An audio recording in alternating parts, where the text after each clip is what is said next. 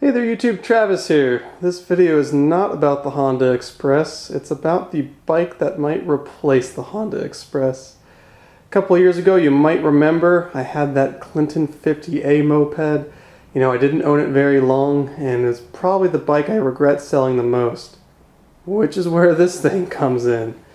This is my, new to me, 1980 Clinton 50A. You know, I remember owning my first one and thinking, man, this thing is janky. Well, this one managed to outpace even that bike. I really wanted another Clinton. This is not that special of a moped at all, you know? It's got a Sachs 505, which is pretty plain. The frame, this might seem a little familiar to some of you guys because this is the exact same frame as a step-through General. There's a few other brands that were resold using this frame style that I've seen pictures of floating around on the internet, but it's that Taiwanese frame company, so it's not a specific frame. Again, this is something I decided to pursue purely for a little bit of nostalgia and a little bit of regret for letting go that original Clinton that I had. So this bike came from a farm in Wisconsin. I had it driven out across the country. And it's got some really weird redneck fixes on it. You know, obviously this was a farm moped, and you know, people have to be resourceful when they're far out, and so there's some really interesting little mysteries about this bike. And yeah, let me dive right in here. So obviously this bike doesn't have tires on it, and I saw a picture of this before I bought it, so I was okay with that. And you might have caught a glance of this front wheel. Somebody, at some point in time, must have taken a grinder to this thing and removed the tires that way. I really am a little baffled as to what happened here, but regardless, these rims are obviously compromised. Neither of them turned, by the way. The rear's a little worse. Let me get the camera back there. So there's the back right there. You can see there's a pretty sizable hole as someone got most of the way through the rear. So no tires. The wheels are bad. Not a big deal. I have a line on a set of Sachs style snowflake mag wheels. I also have a couple other random little wheels kicking around, and I got plenty of friends who've got plenty of random spoke wheels, so not the end of the world. Someone really tried to save this seat. I mean, they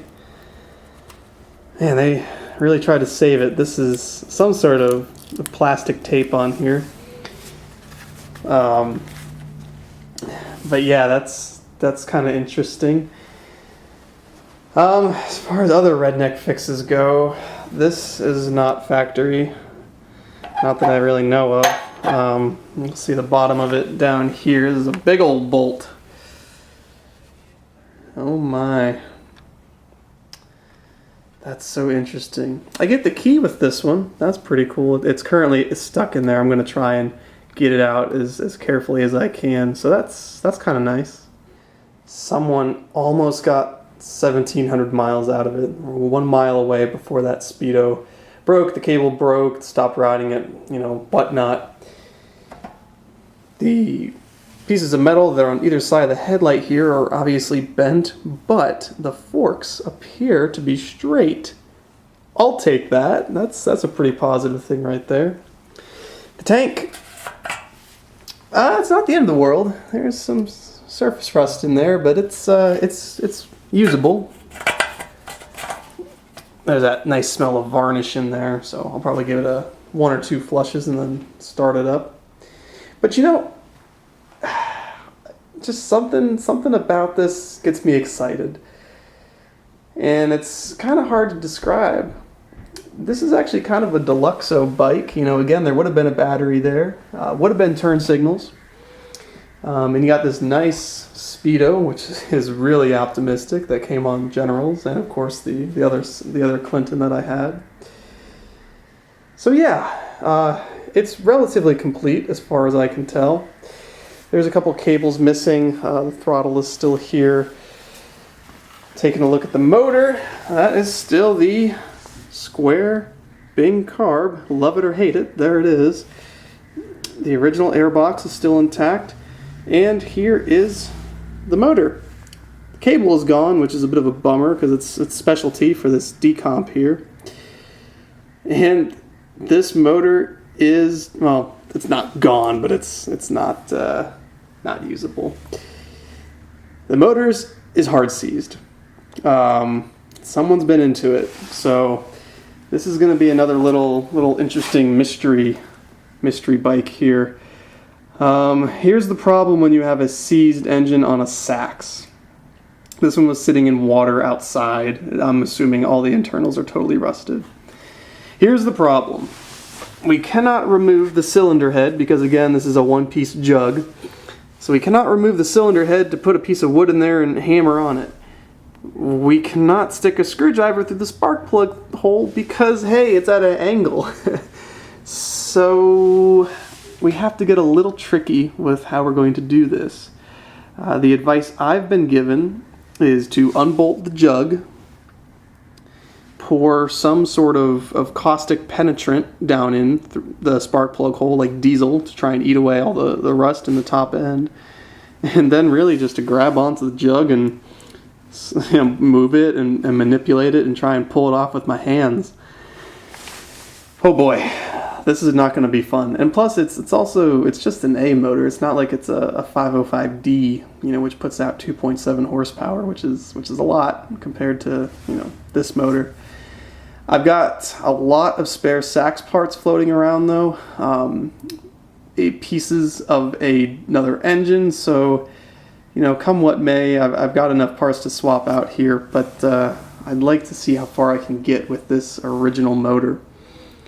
So what did I get myself into? A pretty big project, but I think if you're motivated enough, you can do just about anything. In some of my older videos, I got my hands on a couple bikes that were just, pretty far gone. I often think about that Malaguti commuter with the totally seized up MO2 that I had my hands on that I ended up parting out and using it to give life to other mopeds. And I think about that bike and I think about the original Clinton, which I sold, regrettably again, for $80. Mostly because it stopped working, and I'm pretty sure that all it needed was a carb clean. I found out the next owner got it running pretty easy, so I guess there's a little bit of a happy story right there. But I'm looking forward to having something that I can kind of get working. I'm going to leave it looking janky. It's going to be a fun little beat around bike, and I really like this platform. Oh, I forgot to mention, much like some other Sachs bikes, this does have the rear coaster brake, which makes doing rear skids nice and easy there. So, but yeah, what a weird little mystery bike. So I'll keep you guys updated on this one the best I can. Again, to the overwhelming majority of the moped community, this is truly not a special bike, but I'm looking forward to tapping into it. So I'll keep you updated on my progress here, YouTube. Alright, until next time.